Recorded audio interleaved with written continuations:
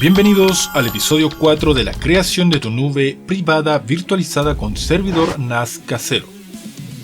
En este episodio configuraremos nuestras máquinas virtuales para alojar los servidores NAS Synology.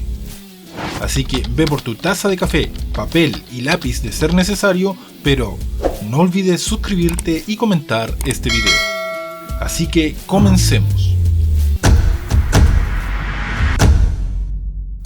Aquí estamos en nuestra máquina virtual donde nos iremos a configuración. En primer lugar nos iremos a red y cambiaremos la opción de conectado a y selectaremos adaptador de puente.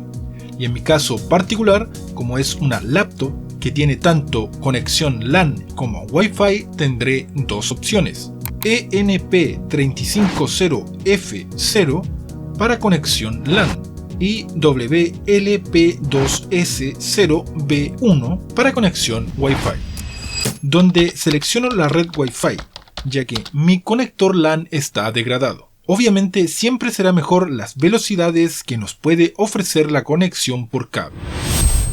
VirtualBox nos permite tener diferentes tipos de redes, en función de lo que necesitemos en nuestra máquina virtual.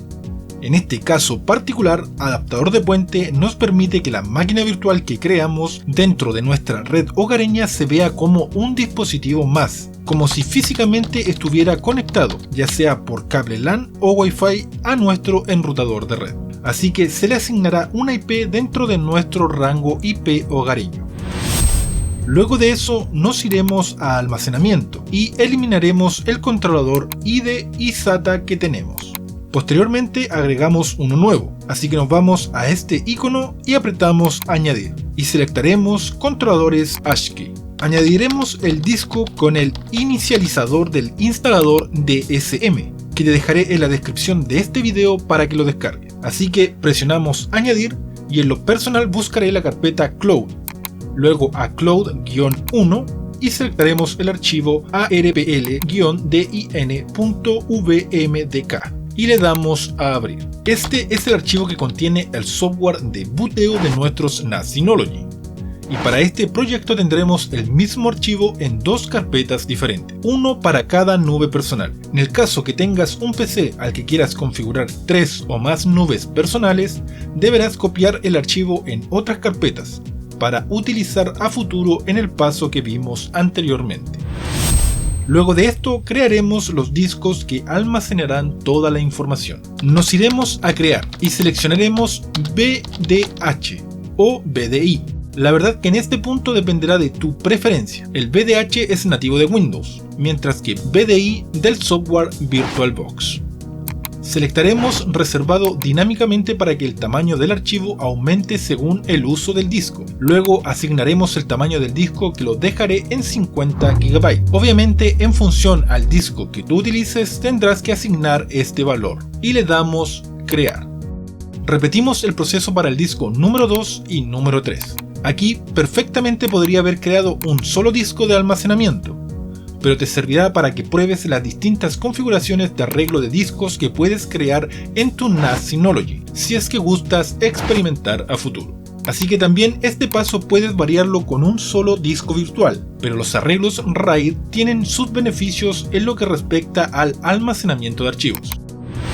Una vez finalizada la creación, tendremos todos los discos necesarios, tanto el de booteo como los de almacenamiento, y los asignaremos a nuestra máquina virtual en orden. Selectaremos el arpl-din.vmdk y apretamos seleccionar.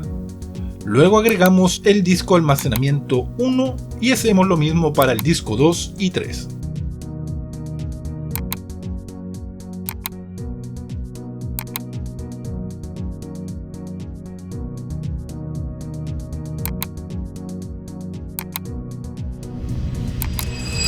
Otro punto importante es los núcleos de CPU considerados para la máquina virtual.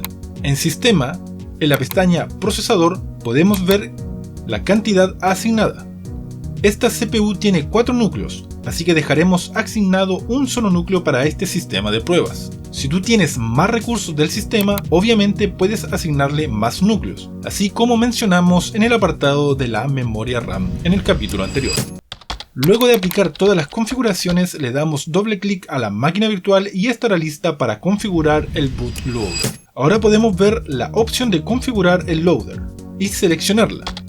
Para esto ya tendremos que tener conectada a internet nuestro sistema principal, o sea Lubuntu 22.04, para que reciba internet a través del adaptador de puente. El sistema nos arrojará una dirección IP que nos servirá para conectarnos en el futuro a nuestro servidor Synology casero. Teclaremos menú.sh para acceder al configurador. En primer lugar, elegiremos el modelo, así que seleccionamos Choose a Model y presionamos Enter. Y luego se desplegará una lista y seleccionaremos el modelo DS1621+. Luego seleccionamos Choose a Build Number y seleccionamos la primera opción. Continuamos con Choose a Serial Number y aquí selectaremos Generate a Random Serial Number. Con esto ya podríamos construir el cargador del sistema, así que selectaremos Build the Loader y empezará a construir el cargador.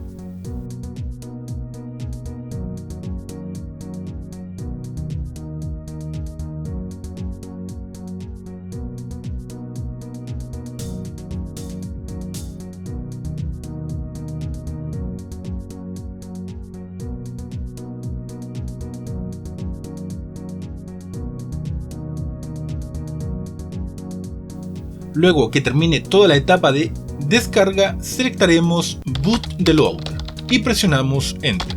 Con esto el sistema estará listo para configurar por red nuestro servidor NAS Synology. Así que nos iremos a menú inicio de Lubuntu, a Internet y seleccionaremos navegador Firefox. En el navegador escribiremos la dirección IP que nos asignó la instalación del bootloader. En este caso 192.168.1.198.2.5000. Y así nuestro NAS estará listo para ser configurado por web. Esto podrías hacerlo ya sea directamente en el PC donde instalamos Lubuntu o desde cualquier PC que tengamos en nuestra red hogareña. Pero esto será para el próximo episodio. Déjanos tu opinión, que Dios los bendiga y nos vemos en el próximo episodio.